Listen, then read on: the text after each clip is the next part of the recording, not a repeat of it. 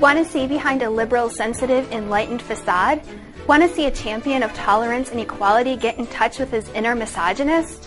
Then just mention an outspoken, conservative woman and watch the liberal venom fly. The Culture and Media Institute looked back at what the media had to say over the past year about some of today's most prominent conservative women. The results aren't pretty.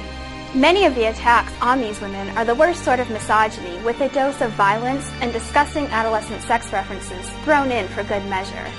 Here, in honor of Women's History Month, are 5 offensive attacks on conservative women.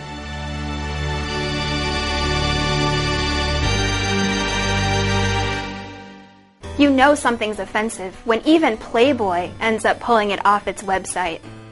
Last June, Playboy magazine writer Guy Cimballo released his list of top 10 conservative women he'd like to hate. Cimballo explained he might despise everything about women like Michelle Malkin, Megyn Kelly, Elizabeth Hasselbeck, Mary Catherine Ham, and Representative Michelle Bachmann, but god damn it, they're hot. Hasselbeck was described as the clean-cut American sweetheart who elicits our filthiest thoughts.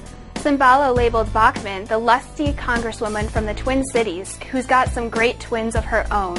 He also rated what he imagined the sex would be like with each of them, ranging from chemical castration would begin to sound more appealing to you get this one pregnant, she stays pregnant. MSNBC personalities reserve a special level of vitriol for conservative women, and none more so than Keith Olbermann.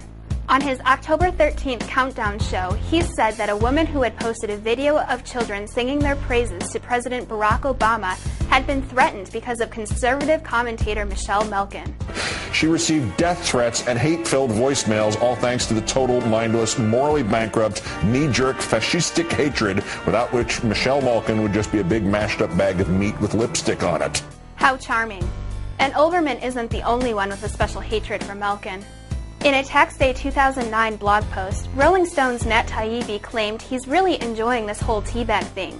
Calling Tea Party protesters teabaggers was a reference to a sex act and a widespread reaction from adolescent liberals in the media. Taibbi claimed it's really inspiring some excellent daydreaming, then described one about Michelle Malkin in detail, and it's so offensive I won't even repeat it.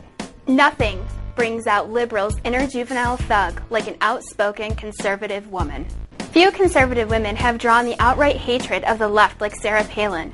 And while the former Alaska governor is no stranger to criticism, comparing her to a venereal disease? Yes, she's beloved by a lot of people because she represents so many things. And I'm going to say this, and please don't take it the way it sounds, but Sarah Palin to the GOP, this is what I got to say. She is very much like herpes. She's not going away. Nice, Chuck. And finally, number 5 is none other than David Letterman, who presumably knows a thing or two about what constitutes slutty. Number 2, bought makeup at Bloomingdale's to update her slutty flight attendant look. And...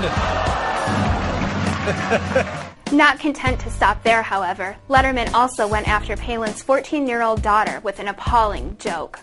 One awkward moment for Sarah Palin at the Yankee game. During the 7th inning, her daughter was knocked up by Alex Rodriguez. Stay classy, you grown-ups on the left.